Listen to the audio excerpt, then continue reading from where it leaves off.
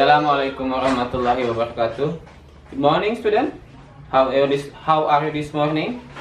Baiklah, student. Last week we have learned about chapter 1. Today we will learn about chapter 2. Before we are going to our lesson, please prepare your book, your pen, and don't forget to download the ebook from the channel, from the link that I give in the Google Classroom. Okay, student, let's see the material. Hi, good morning, my good student. How is life today? Hopefully you are always healthy and happy. Our topic today is let's live a healthy life. Hari ini kita akan belajar dari chapter yang kedua. Di chapter kedua, we will learn to state the purpose or intention to do something and to agree or disagree with a suggestion or an idea. Tetapi hari ini kita cukup membahas yang pertama dulu, yaitu to state the purpose or intention to do something. Di kehidupan sehari-hari, hampir tiap kegiatan yang kita lakukan memiliki tujuan. Tidak jarang juga orang lain bertanya kepada kita, tujuan dari tindakan yang kita lakukan itu untuk apa? Misalnya, kita pergi ke sekolah, tujuannya untuk apa? Untuk belajar. Kita belajar, tujuannya untuk apa? Untuk menimba ilmu yang akan bermanfaat di masa depan. Kita makan, tujuannya untuk apa? Untuk menyediakan energi bagi tubuh kita, dan lain sebagainya. Karena itu, dalam mata pelajaran bahasa Inggris, kita perlu mempelajari bentuk kalimat yang digunakan ketika stating purpose or intention. Ya, ketika ingin menyatakan maksud atau tujuan melakukan sesuatu. Dalam hal ini kita bisa menggunakan conjunction to, in order to, dan so that. Do you know what is conjunction? Conjunction adalah kata sambung yang fungsinya untuk menghubungkan sebuah kata dengan kata, frasa dengan frasa, klausa dengan klausa, atau kalimat dengan kalimat lain. The conjunction to, in order to, dan so that digunakan untuk menjelaskan maksud atau tujuan. Namun, cara penggunaannya berbeda. Oke, sebelum kita lanjut pada contoh kalimat, sebaiknya kalian pahami dulu apa itu clause and phrase. Klausa dan frasa. Ya, klausa itu adalah gabungan sekelompok kata, ya, group of words yang di dalamnya terdiri atas unsur subjek dan predikat yang berpotensi menjadi kalimat. Ya, kalau di bahasa Indonesia dikenal dengan predikat. Kalau kamu ingat pola bahasa Indonesia, pola kalimat bahasa Indonesia itu SPOK, subjek, predikat, objek, keterangan. Nah, kalau di bahasa Inggris kita tidak mengenal istilah predikat, tetapi verb. Verb itu kata kerja, ya. Kemudian frasa adalah gabungan dua kata atau lebih yang tidak memiliki unsur subjek dan predikat, namun memiliki makna. Di dalamnya nggak ada subjek dan predikat, tapi dia tetap memiliki makna. Itu frasa, oke? Oke, sekarang kalian perhatikan contoh dialog ini, atau kalian bisa buka di buku halaman 19, ya. Saya jelaskan ya.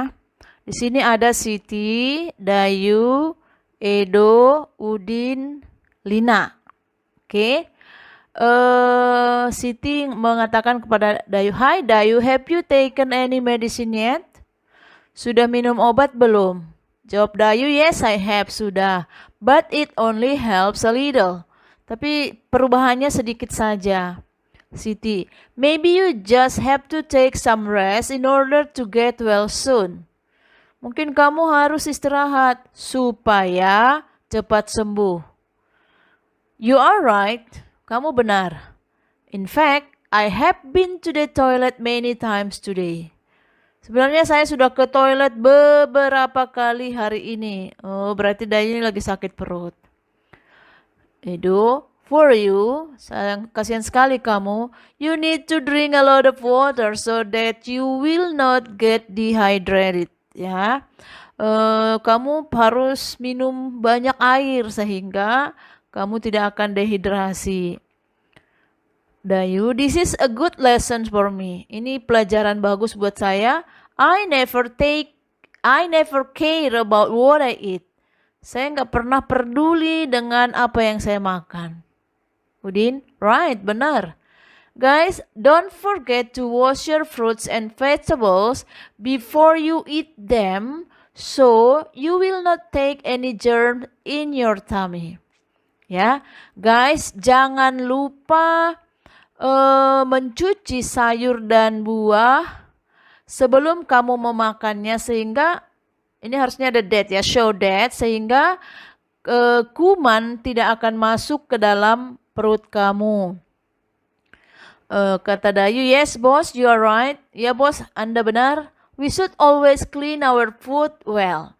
Kita harus mencuci makanan kita dengan benar.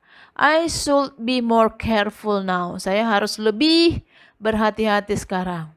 Rina, Dayu, you look very pale. Dayu, kamu kelihatan sangat pucat. I think you need to see the doctor soon in order to get help. Saya pikir kamu perlu menemui dokter secepatnya supaya mendapat pertolongan. Don't take diarrhea lightly. Jangan anggap enteng sama diare. Dayu, no, of course not. Ya, tentu tidak. Actually, sebenarnya, my mom is on her way from the office to take me to the hospital. Ibuku sedang dalam perjalanan dari kantor untuk membawa saya ke rumah sakit.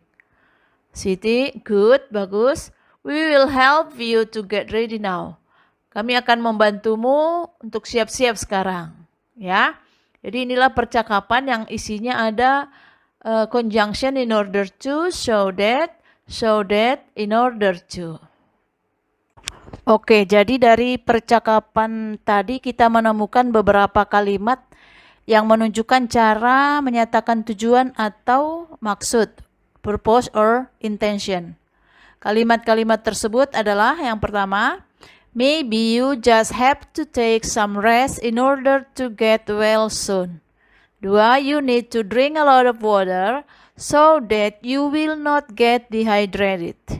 3. Don't forget to wash your fruits and vegetables before you eat them so that you will not take any germs in your tummy. Dan yang terakhir, I think you need to see the doctor soon in order to get help. Jadi dari kalimat-kalimat ini kita akan tahu bagaimana menggunakan in order to, show that, atau to. Sekarang mari kita perhatikan polanya atau pattern, ya. Pattern artinya pola.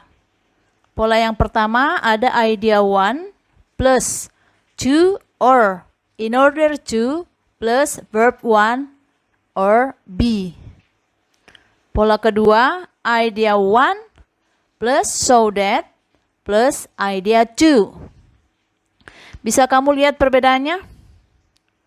Pada pola yang kedua, di idea 1 dan idea 2, dia harus dalam bentuk kalimat yang lengkap, memiliki subjek.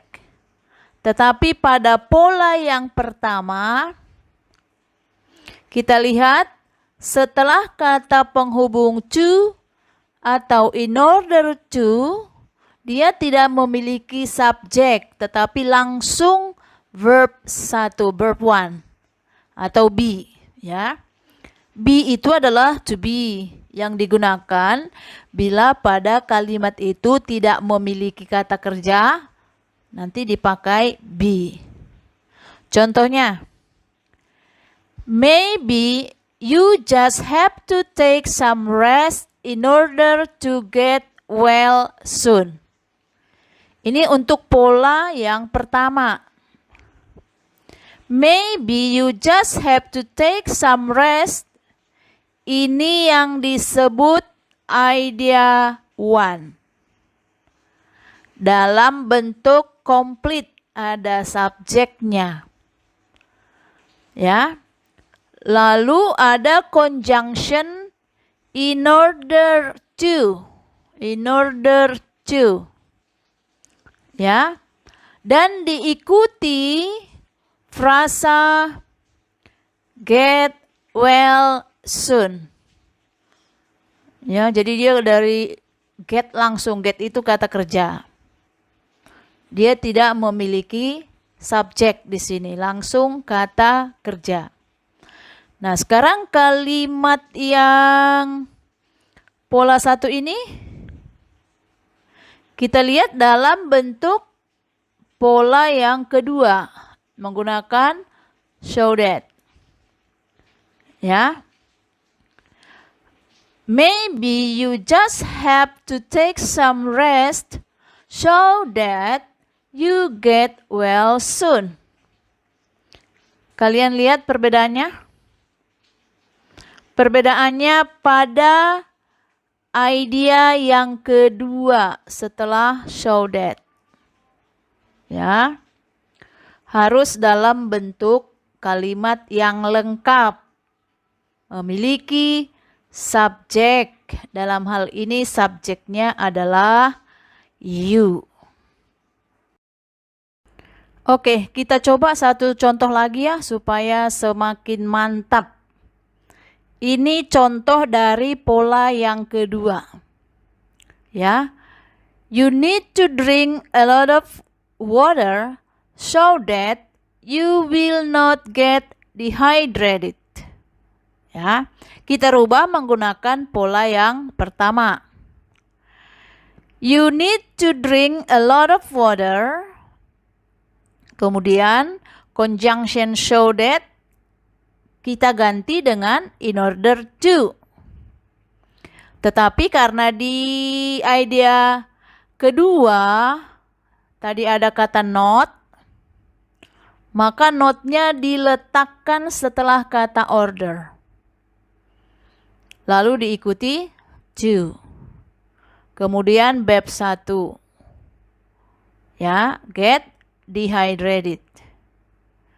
Sehingga menjadi you need to drink a lot of water in order not to get dehydrated.